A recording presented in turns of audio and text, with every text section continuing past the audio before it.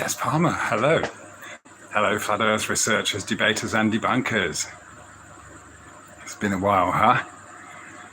Forgive my dishevelled appearance and my tardiness. Hi, Al. Been moving house, and still moving house. So it's quite a long process. But I'm doing this from the new place, and very glad to be doing so. It's massive compared to what we've been in. So hello, Stella Lupus. Yeah, good. Yeah, so just a lot of things have fallen into place over the last few weeks. Work and other things. So it's New Year here in Thailand. It's Songkran. So this is traditionally the April full moon. It's the Easter full moon as well, right? People all over the earth are celebrating New Year, the real natural New Year. Hi, Joe. Boomy, have I been enjoying myself? Moving is always stressful. There's a lot going on, but it's so nice to be getting the family into somewhere more suitable for our large family. There's 7 of us, and we were in a small single-story place. And I tried to turn off notifications before I started this, but now we're in a nice neighborhood. Now, what I would love to do is show you the beautiful full moon we have here tonight. So man, I wish I could turn that off. I wonder if I can do that. Hang on a second, guys. No worries, that's just... I actually tried to turn it off beforehand. Right, turn the camera around. So the dog is loving the extra space as well. So that's our front area right there. And I don't know if you can see, beautiful full moon. It was a lovely kind of yellowy color as it was coming up. Very, as usual, larger when it was close to the horizon. You took picture. Okay, excellent, Joe. Yeah. I gotta. How am I gonna turn that nonsense off? I hate it. So sorry about that. So let me just give you a view of the house. Let's hope the Wi-Fi stays connected. But this is the place we're in now, and it is absolutely fantastic for stargazing. I've got there's some houses over there. It's quite a kind of nicer, much nicer neighborhood. But it's very quiet, and the sky. I'm just showing you the sky. It's beautiful, so it's fantastic for stargazing. And so it's still settling in really. But this is there you go, a nice tree that we're under. I've got a massive garden going on, so lots of plans for that. So it's kind of it's funny, I mean, we all know. Oh, let me turn this around. We all know this. This is damn, sorry. Yeah. We all know the whole truth-seeking journey or Flat Earth is a discovery along the truth-seeking journey, and of course it's that kind of self-development, isn't it? So thank you, Stella Lupus. Yeah. Al says, is the start of the year the spring equinox? Well, it's kind of the equinox that was just kind of recently, wasn't it? So of course the equinox is it's the one time in the year when you get the equal night and day. But the rest of it is different, isn't it? That's the thing. I mean, all these explanations we have of spin and tilt and so on, for the heliocentric model are just necessary explanations, because you've already made the assumption that you're on a spherical Earth going around the sun. I've said it before, said it again. I'm convinced that the heliocentric model is nothing more than a representation of time, a standardization of time based on the Gregorian calendar, the solar calendar. These came into the public for around the same time, really, when you're talking about the hundreds or thousands of years of history. So that's all it is. That's all the heliocentric model is. And then, of course, you have to have a globe to justify night and day, because a flat Earth going around the sun in a heliocentric model doesn't work. So you have to change the whole thing. So, yeah. What? Have I lost you all? Sorry about that. Come back.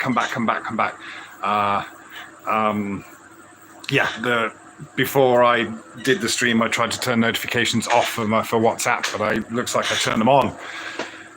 So anyway, that's closed now. So sorry about the interruption. Okay, great. Thanks for hanging in. Hey, this is going to you live and direct by satellite all the way from Phuket, Thailand, all over the world. Yeah, it's amazing, isn't it? Yeah. So, okay, welcome back. So you can see you coming up again. So, where were we?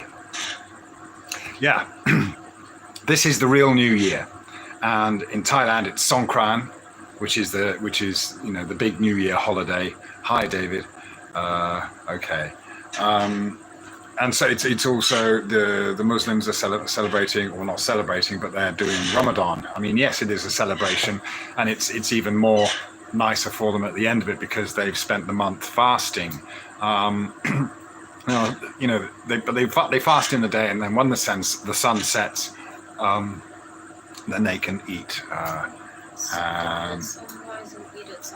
That's right. Yeah. So Phuket has a high concentration of Muslims. So the mosque has been going. So of course, this is all of these traditions and cultures, and the farming, of course, is based on the lunar calendar, the natural cycle that tells us. I mean, to assume that the moon is just this rock that accidentally made its way into an orbit around the Earth is just, it's asinine. It's because they don't want to come up with anything more meaningful than that, really. But it's clear that the moon is very significant for everything that happens to us on the Earth. So we were talking about, it was the equinox recently, and that's if you like, just don't sit on that bit. Yeah. Okay. Tony Beer, happy New Year, Nico. And lovely. Thank you very much. That's very nice. From Dorset. Okay, lovely. I hope you're getting some nice spring weather. Christopher, a bigger house. Yes, and. Miroslav, am I saying that correctly? Cordy, thank you for joining. Hi, Del. All is well. Thank you very much, Del. Yeah. I was just saying, actually, it's just, this is, as we all know, this is a personal journey. It's a truth-seeking journey. It's a case of letting go. It's a case of surrendering to the path. I think that's a huge part of it. And although, you can have desires and things and inspiration and you get energy to do things in certain ways, so sometimes something, you instinctively know something's coming, but it's like everything, just like a fart, it will come out, you don't have to force it. If you force it, you can crap your pants. Yeah, if you just let it come out, everything's fine. It's all gentle, and no one gets hurt.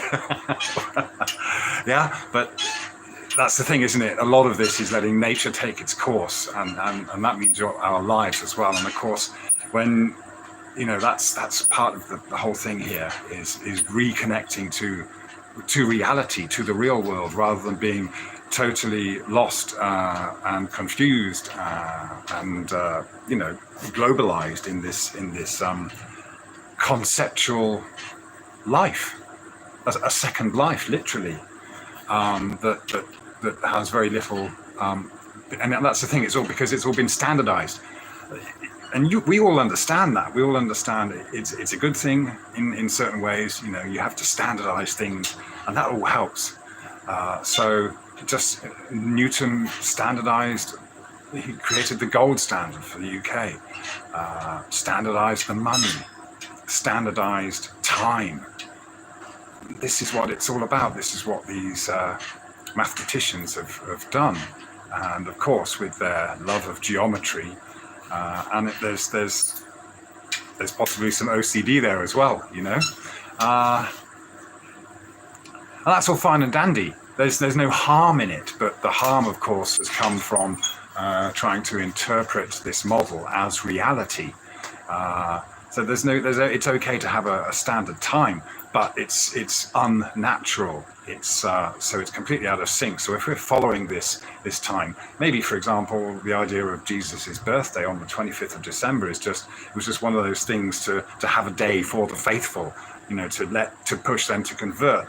Now, apparently, according to the historical accounts, this was a revolutionary time, but it was met with much resistance. This transformation to the heliocentric or Gregorian calendar, it was a huge upheaval, and you can imagine there would have been a lot of resistance because it was demanding a change from the way of life that the whole world follows because the moon tells everyone the same thing.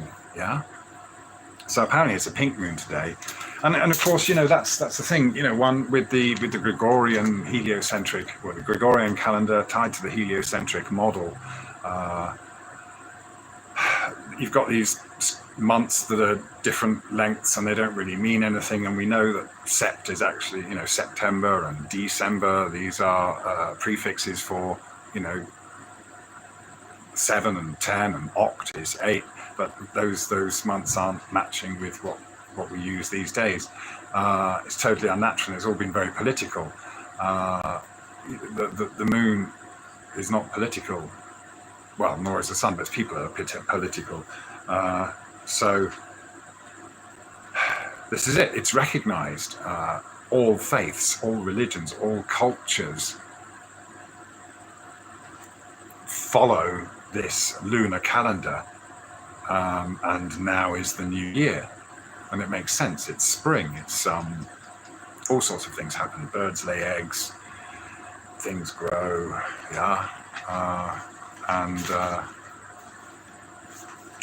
if you have 13 months of 28 days, you get 364 days. So it's one day shy of your 365 days year in the solar calendar, with all its leap years and different months. So it just works like that. 28 days. Of course, if you time it, the more precisely you try and time it, the more fractions and things there are involved. But that's essentially how it works out, and that's the cycle of it.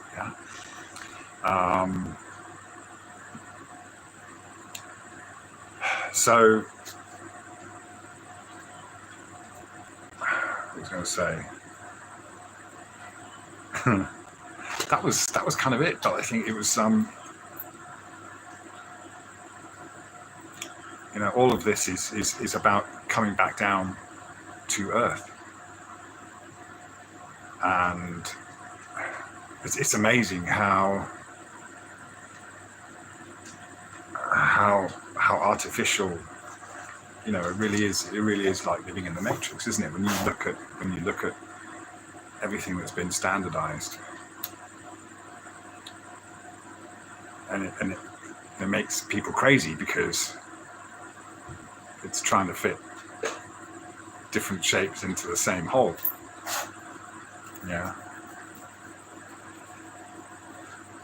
But So I just wanted to you know,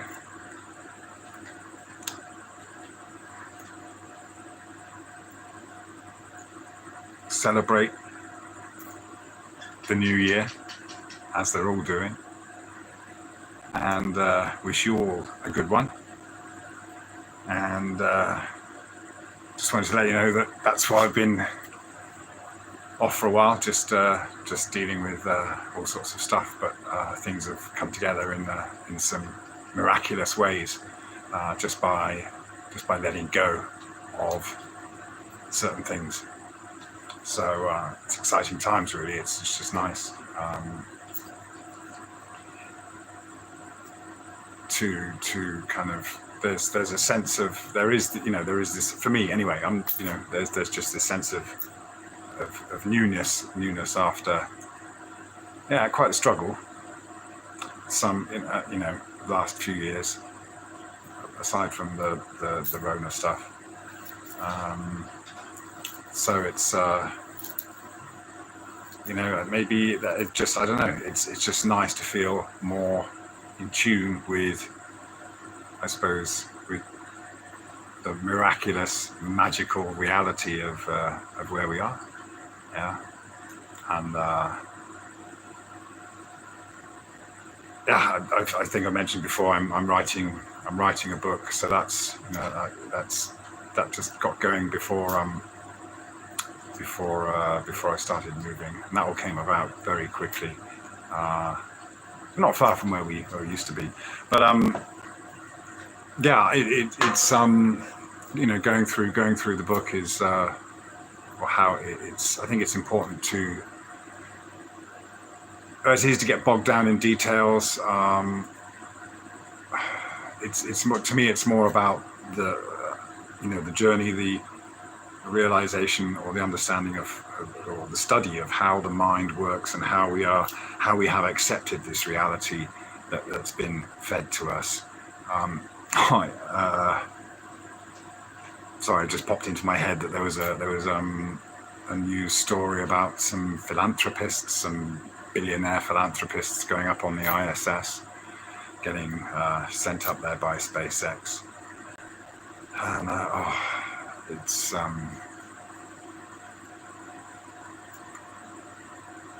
just weird. I mean, because you can see this whole culture thing being put across, yeah. And it's amazing,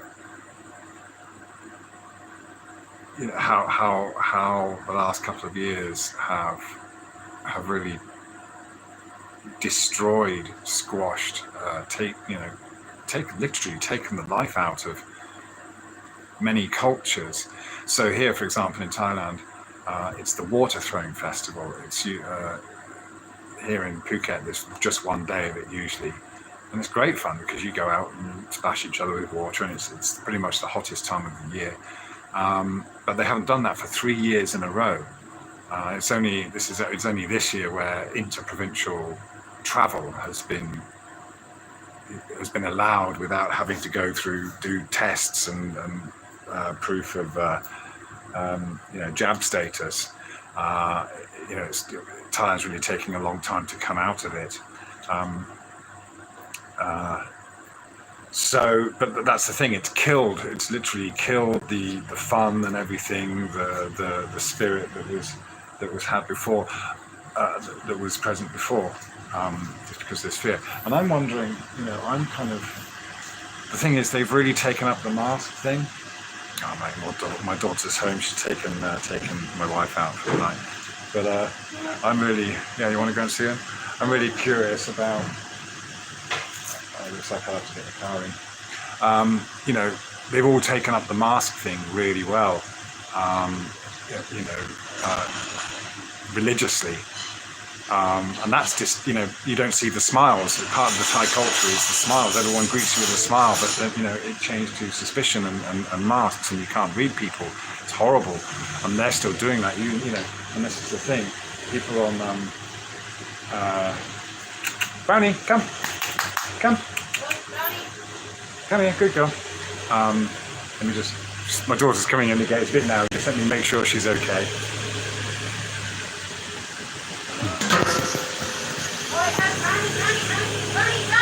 Stop, stop, stop. Dog, hang on. All right. Stay there, good, stay there. Good girl.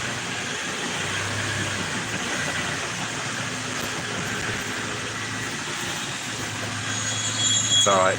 Nobody got hurt. So, yeah, they took up the mask thing, you know. But with, you know, how was this so effective? Something like a wear your helmet on your motorcycle campaign just doesn't have the same effect. It's the thing, they're so lackadaisical when it comes to laws, and even though there are laws there, they rarely follow them. Hello. Did you got me sound patch? No. Hello. How was it? Good? Yeah?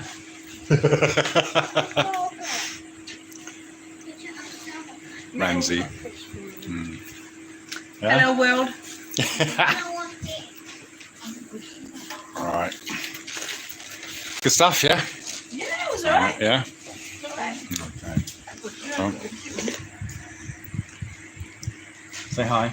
Hi. Happy New Year. Happy New Year. Happy Songkran. Happy Easter, happy Songkran, happy Ramadan. Yeah. Ah, nice. Yeah. So, all right. Okay, bye. Galang. Tyson. Dime? Yeah. Wife's come home desperate for the toilet. Doesn't want to talk to anyone. Just wants to get in. Where was I? We're talking about masks. That's right. Thank you. Well, it See, just I pay attention. yeah, great. Well, like we were talking about in the car the other day, Yeah. when I was talking about how you said, or when we were going, what was it you said? It's because people can't see it. They're more scared of something they can't see Yeah. than. Then, you know. So people are wearing masks out of fear because they can't see, but then, not the helmets. Anyway, off topic because we're actually talking about New Year. Happy New Year. Yeah. Stay on the topic. Yes. New Year. Happy.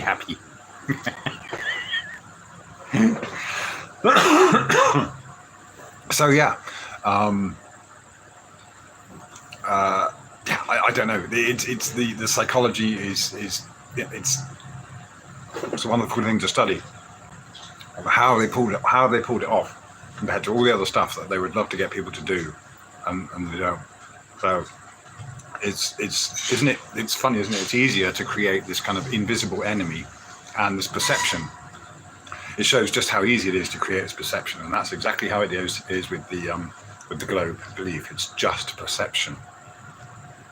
But it feels so real because, excuse me, most of the time, most of our daily lives is spent in this kind of thought space. It's all about, thoughts, and of course they're not real. They're just perceptions. They feel real. They become our reality. Our thoughts and ideas and plans, and it's all very real in our heads. We wake up and we have a plan. We're going to do this today. It doesn't work out like that. Something else pops up, and whether you go with that or you try to get frustrated or not is a state of mind. It's not reality. The reality is that something happened to you and you have to take action on something that wasn't planned, that you didn't think of. It happens every day. Something pops up.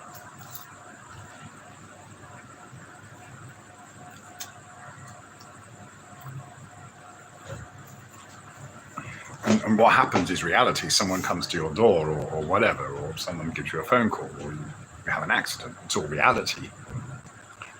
but the perception that we have of it is somebody's fault. Is it my fault? Or who should I blame? Or the universe is against me. That's all perception, isn't it? And so is the globe. We know this. We know that the globe is perception because it's something that we can't see and we can't prove, but it has been put into our minds as physical matter, right? It's to consider the planets as rocks and the Earth as a mass. Sure, cheese. Yeah, the moon is cheese. Yeah. People wouldn't be triggered if we were just saying, "Hey, the moon's cheese. We're cheese mooners." If I was just a cheese mooner, I wouldn't be getting any hassle from anyone. Yeah, wouldn't be triggering people. You wouldn't be getting people following you around, trying to belittle you. And that's funny as well, isn't it? While many of us have grown over the time, you see if you see these globe defenders, and they're still saying the same stuff, trying to antagonize you, trying to put you down, trying to claim some kind of superior intelligence, or knowledge or whatever, and they haven't changed, they haven't adapted, they haven't learned anything, they haven't progressed at all. So it's kind of sad, really, yeah, because this is about becoming free from that slavery of the mind, the concepts that really are programmed into us, the TV, the propaganda, everything. I mean, most of us have sat by and watched a very slow train crash and have predicted the carnage, but at the same time, there's so many people that still don't get it. It hasn't woken them up to anything new. They've just gone along with it. It's just they're so absorbed. That's their reality. It really is. And you're probably operating on a different frequency, and your reality is different. It really is. But it's alien to someone who lives a very standardized life and does all those things that we are expected, or thinks in all those ways that we are conditioned to do. Yeah. So this is. I felt the same. When things finally clicked, there was this initial, okay, wow, that makes sense. Yes, that's how we see reality. And then a lot of investigation, a lot of thought, thinking, and going through all those things, and it was a process of becoming free, realizing that you're in a cult, breaking free from that, realizing that everything you think has been kind of put there. Your thoughts are not your own. This is the battle that we really have to you have to fight. You have to, strength, determination. The easiest thing to do often is to go back to what you're familiar with, isn't it? And the grass is always greener. I'm going off on a tangent here, but this is just how we think. This is how we are. We're always so preoccupied with it could be like this, it should be like this, I'm going to make it like this, I want it to be like this, now is not perfect, anything but now is better. Do you see what I mean? There's this constant distraction from the now. There's a complete lack of presence because we are so our focus, our energy is directed to this perceptual existence. I think a lot about whether I should go back to the UK, and I've tried it, and but no, there's lessons to be learned there where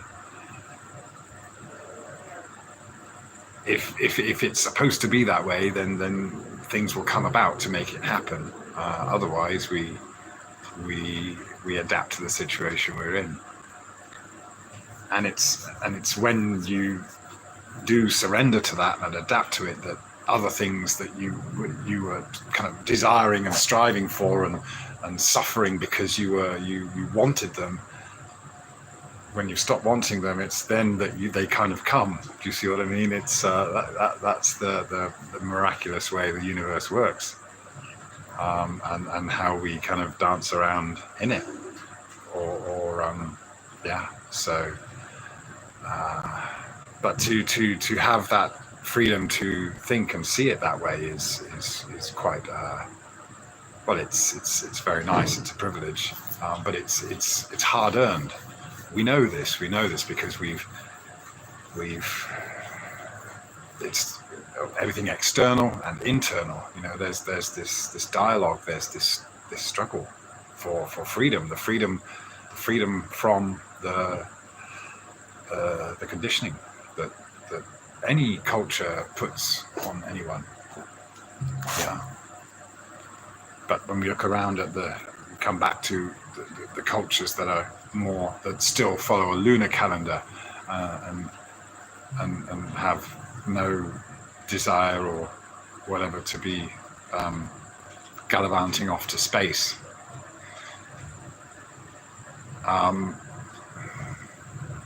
You know, life's kind of more fruitful, more satiating, I'd say, because look at the construct, the heliocentric matrix. It's funny, you think of a matrix as a box, don't you? As a kind of, well, I do anyway, the kind of rigid thing, but it's more like globed in. It's all circles. But the money, you know, the work thing, all of that, the whole, you know, just everything, the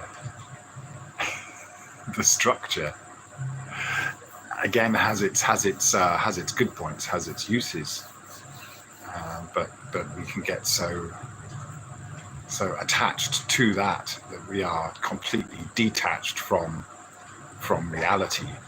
Yeah, so I suppose, yeah, again, I just wanted to re-emphasize that point, that concepts are, we live our lives, our daily lives in a conceptual realm of our thoughts, and it's actually very hard. It's a lot of hard work to even recognize them in the first place, and then observe them going on, and that act of observing them allows you to gradually become detached, and so there's nothing more to it than that. If you want to talk about Buddhism and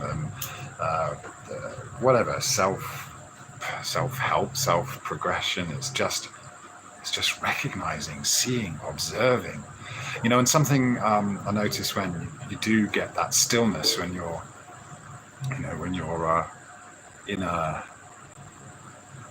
you're kind of maybe getting into a meditative state, or just sitting there and being still, you're not being distracted, then fear does come in. Fear is, and then, you know, because you might have a thought about something you feel ashamed of, or it's just something you don't want to think about, or I think there's also a fear, and we see this with people kind of kicking and screaming, who would love to who just want to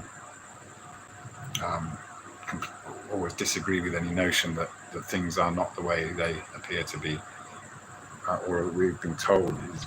You know, you've got this fear that kicks in. Of course, it's the ego, if you like, or we've labelled the ego as that part of that thought process that kicks into, or it's reactive to anything that disrupts or threatens the status quo.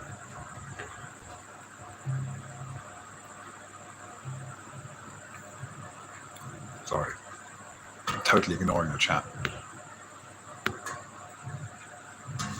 Oh man, wow.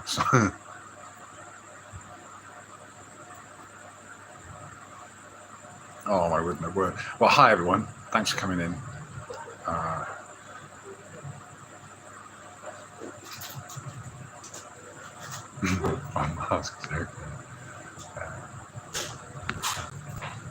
Oh, sorry. Maybe it's difficult to respond to the chat. All of these things now. What's that, Christopher? Who have we got here? Christopher. The geocentric model is based on scientific facts and evidences, where the heliocentric model is only worshipping the sun. The geocentric model should be taught in our schools. Oh, Yeah, geocentric has its issues. I mean, you know, when they talk about geocentric, they're still talking about a globe in many senses. So, to be as far as I understand, now that's why people say, "Oh, the Greeks knew it was a globe." They were talking about a geocentric globe. Actually, and that's the thing. If you look through the official history that we're given, although we're taught in school that, oh, they used to think the earth was flat and you'd fall off the edge if you went to the horizon, there doesn't appear to be in the official narrative of history a time, whether it was the Greeks or the whatever, that they talk about the earth being a certain dimension of flatness or a level earth.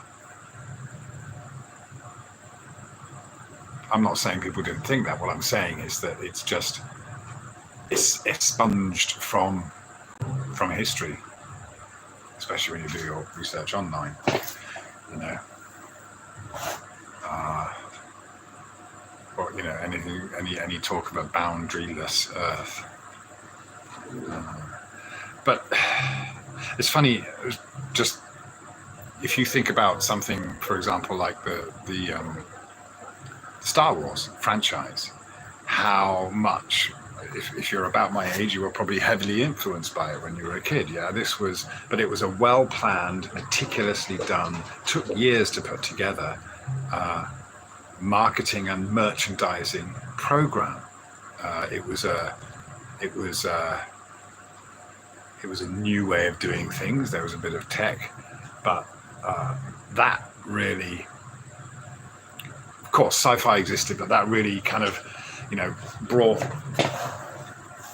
this idea, this brought space into our minds, yeah, and the idea of flying around planets and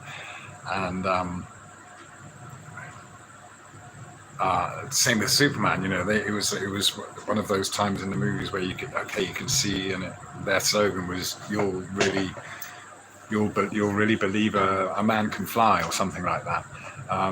So they were hugely influential on the culture. That was our culture growing up. It was all about, okay, Superman coming from a different planet, you know, and the Star Wars thing, and that was massive. Absolutely massive. And it was, so all of a sudden we had these, you know, the idea of planets and space travel, it was really solidified. So when it comes to them telling us, well, we're off to Mars, it doesn't seem that far-fetched. So, well, yeah, they've been doing it for years in the movies. You know, it's already kind of in our heads, and but it's just it's just money. It's just invoices. It's just stuff. It's something to do. Yeah, us humans need something to do. So give them a space program to work on.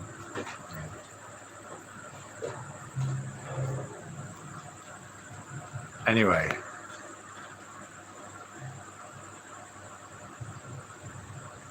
Radio 419 megahertz. Hello. There is a rainforest buried under Antarctica. Could well be.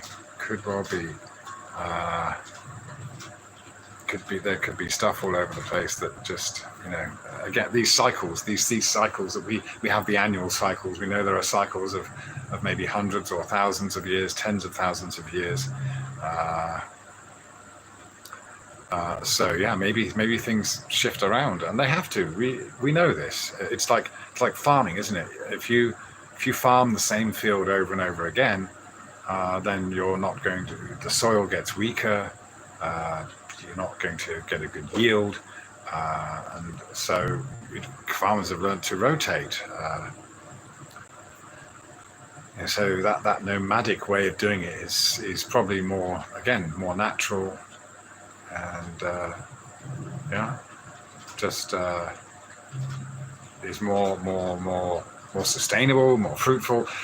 that's something that came to me today. I'd love to say this, really. We have all these so-called philanthropists, and you've even got people arguing about whether some of the rich guys are the good guys or whatever. Whether you're talking about Musk or Gates or whoever, any of these guys. I mean, and it's funny, is it? The world is never enough for these guys, is it? It's never ending. It doesn't matter. How wealthy they are. They are monopolists, and that's how they make their fortunes. But what was I going to say? If they really were philanthropists and they really were on humanity's side, then if they really were that influential, then they would be building cars that run on water. Yeah, I was talking about this with my daughter the other day, because she's about 14 now, so I think it was today actually. Now she's getting to that stage where she's becoming aware of the impact we have on the environment with our pollution, and of course, I've said, hey, don't feel too guilty, because it's not necessarily your fault. Don't feel it's wrong to be alive and be dependent on some of these things, because actually the technology exists and has been created and invented to run cars off water. Yeah, and all you would need is a frequency. You use ultrasound frequency to separate the hydrogen from in the water. You burn it off, and you can do this with it's sound. So how much power do you need to create sound? Not much. And that's the thing. These are the kind of secrets that are being withheld from us. Something we could all be generating. That's the thing. It's there. The technology is there. So any wealthy philanthropist, if they really were out to help the world, they would do that. But they can't, and they won't, because we all know that the oil companies are in charge. Yeah, there's ways to make cups and salt plates and bowls and things out of soy and starch and all these things. It's all there. The technology's all there, but you literally got to fight with the got to go to war with the oil oligarchs, haven't you? Yeah.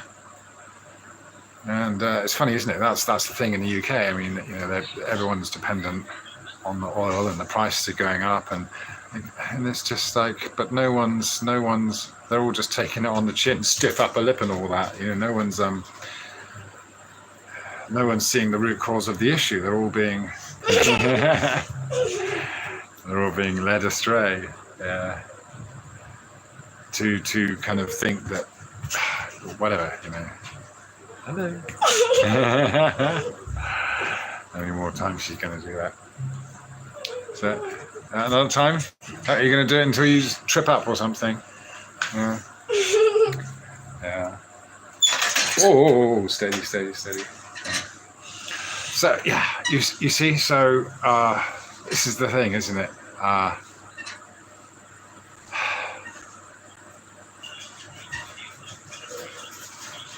They really do. They do rule the world in a way that forces us to be dependent, and so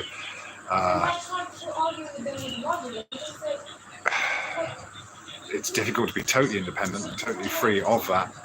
But I think at the same time, if you can play, you can play it to your advantage if you can.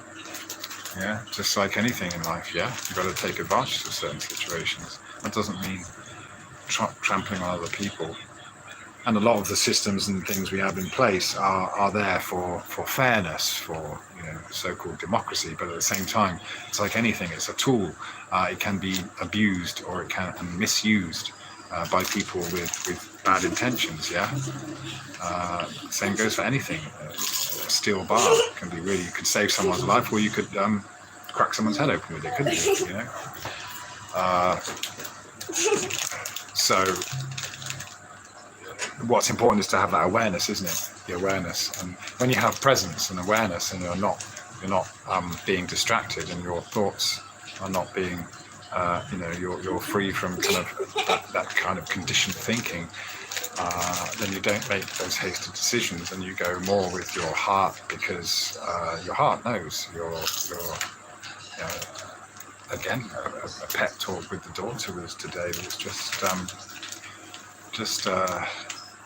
you're going to have two voices in your head. You've got to listen to both of them and work out which one's the truth. The truth is the true path. The true answer is always there, and we usually know it, but a lot of the time we ignore it. And we've just got to, I think that's discerning between the two is probably one of the biggest challenges, and that summarizes everything we're dealing with, when it comes to beliefs, flat Earth. What's this? Paradise fan. Sorry, flat Earth is a psychoptera operation, just like the heliocentric model, to distract you from the. Really? Well, again, no, models. I don't argue about models. That's the thing. I don't argue about models, and I don't make assumptions about what's out there. So you're just distracting from that.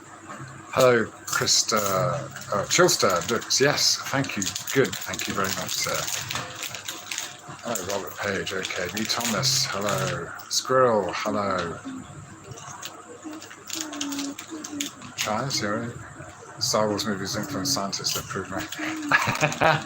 No. It's dear. But my point was that the Star Wars movie, the 1980. Well, yeah. My point was that it kind of solidified things. I mean, that's the thing. Models. Whether you could talk about models till the cows come home, and they were maybe they were since the Greek times debating models. I'm sure. And of course. All we're given is just these breadcrumbs. I've talked about it before, that lead you to think that the only conclusion is that everyone knew for centuries or millennia that the Earth is a globe. It's like, no, nobody knew.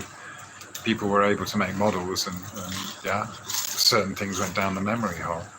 But as far as I can tell, the sun, the moon are very close, and so are the stars. And I suspect that there is a connection to us, with the astrology and the, astronomy and astrology. I think it is probably very important. And if you could read that, it's very powerful. If you know what's going to happen in the sky and how that relates to the people born under those stars, then it's probably powerful. I mean, it would be wonderful if you could know from that, and you can. Many people do. Many people have their for want of a better word, their horoscope done properly, depending on this, that, and the other. And it's never going to really say what's going to happen in your life, but there will be indicators and things that indicate a certain, what would you say, a certain, going to achieve certain things maybe, or just you're going to play a certain role. That's your role. That's your role in this lifetime at this time and place. Yeah, boom, that's what you've got to do. Yeah, just like the sun has a role to play, the moon has a role to play. They're doing their jobs, and whether they are conscious or unconscious of that doesn't. That's whatever. The same as an ant. You watch an ant; it's got a job to do. It's important. Of the plants, or whatever, they all have jobs to do. We have jobs to do. Whether we are conscious or aware of that is another matter.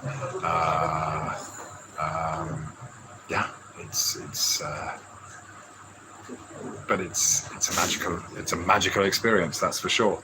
Yeah. And this whole. And what we can see going on is intelligence. It doesn't necessarily mean one or many creators. It's something we try to think of someone thinking like us, but and maybe what we have has evolved over millennia. Who knows, or millions or billions of years. But the way everything, the kind of the synchronistic existence that we have is so intelligently designed. It's incredible, isn't it? The way things do work. And also there's ultimately got to be that acceptance that there is death and rebirth of the physical. That's maybe that's a lesson in life, just accepting that, just kind of coming to terms with that one day we're going to leave this place. It's frightening at first, isn't it? It's frightening for a young person when they start realizing that they could die. Yeah. Saw a story the other day in the local news about an 8-year-old boy died when he was riding a motorcycle with a sidecar. Hello. Hello. Hello. Yeah. Trouble.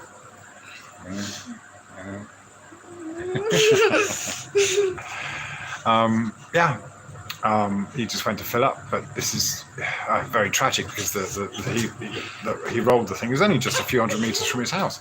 Rolled the thing and it crushed him. A motorbike with a sidecar, 8-year-old boy. Of course, he wouldn't have been wearing a helmet. He's probably wearing a mask.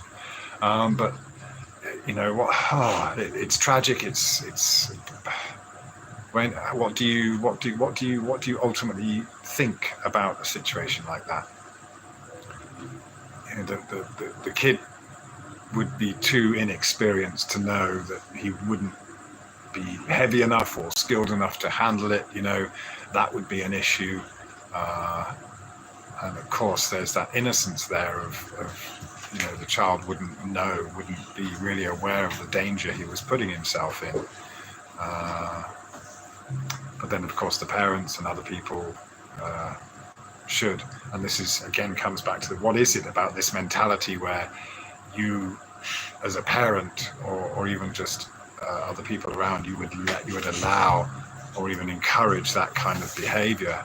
I mean, you hear it, you see it here, and that's the thing. Kids might get on motorbikes at about 8, 9, 10 years old, and so they can ride them, and they're not given any formal training, so or they don't even get licenses. And even if some kid gets into an accident without a license, if he hits a car, then ultimately the car driver's going to have to pay up. There's so much leeway here in that respect.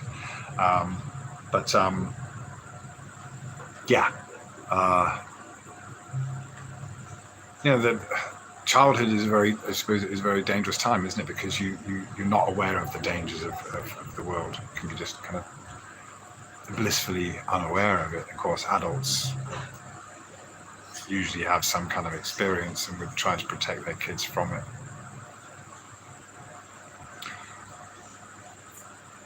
But yeah, ultimately, what do we make of a death like that? Does in the grand picture of it, how much does it matter? Of course, we all suffer, and that it's tragic and it's sad. And, Oh, careful! You want to show off your new thing. Yeah. All right. Okay. Can you let me chat? It's nice you want to join in. Anyway, Mark, I wonder which cycle we are coming into given the current bastardization of the calendar. Oh, right, you're arguing about the forest under Antarctica. Okay. Thanks, Zach. What's this? CHRO, formation energy of water is lower than combustion, so water engines aren't a thing and will never be. No, you don't understand what I was saying, do you? Yeah, I said you use frequency to separate the hydrogen, and you've got hydrogen gas to burn.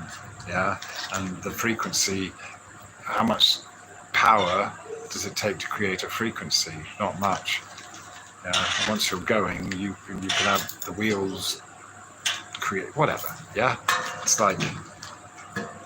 Yeah, why would you jump on that and deny it, that it's a possibility, when you can just look it up and there's people that have shown you how to do it? I mean, but of course, the way it was first kind of thought about putting it, one of those ways is using huge amounts of electrolysis,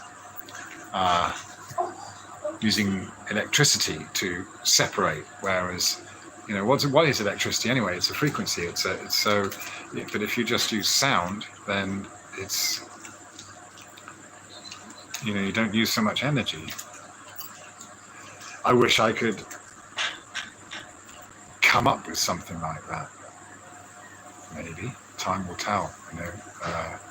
But ultimately, that's the thing, isn't it? These things will, if you invented some very efficient device that used an alternative form or a way like that of extracting the energy, of you know, something you can combust or whatever, then you're still going to be on your own. Maybe you'd get funding, but are any of these oligarchs going to come to you? Are any of these philanthropists with billions or nearly trillions going to help you out here and then say, hey, yeah, let's make cars for the rest of the world? Yeah. that run off that you can fill up with water and then separate the hydrogen. No, of course not. They still can, you know, they're still governed by their masters. They're still limited in what they can do. Yeah. So all of these things come down to us as individuals. You can't rely. You can't be looking for a savior or waiting for, you know, or arguing about whether Trump or Musk is a goodie or a baddie. They're all just looking after their own interests, and they're all, you know, and they still can't. They can't free the world. And they can't free you.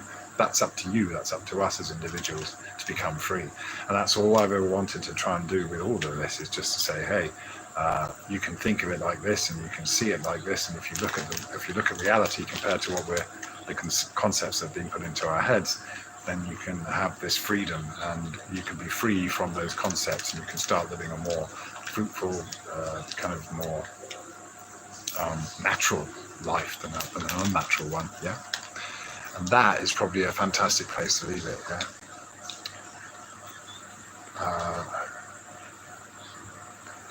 Yeah, guys, I'm just looking through the chats.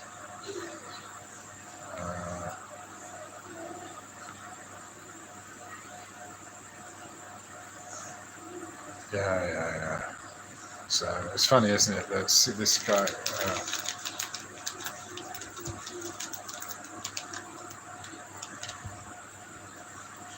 No, it's just in my words, CHRO. Yeah. Okay. Has that been me? The book by Pete and Peter suggests water is just water and not H2O. Well, yeah. Who knows? This is the thing. We're always dealing with things that we do something and then we create a certain chemical or molecule or element. Whether they existed in that form to start with is obviously debatable. You can't prove it until you. Yeah, I mean, you've got to transform water into something else to get that element, or the gas. So yeah, it's sure, it's still debatable what those things are, and that's maybe the thing with science is that always just trying to standardize it rather than it's a very long, slow process. Getting these other ways of thinking into the mainstream. Yeah. So, all right, I'm going to leave it there now. Just wanted to catch up with everyone and just say hi. Wish you a happy new year, and hope you're all kind of feeling as positive about it as I am. And there'll be more to come. And yeah, lots more to be done. And we are living in exciting times. So I'll bid you all a good night from here in Phuket, and hope everything works out for you this weekend, and we'll catch up soon. Yeah, so take care everyone. Yeah?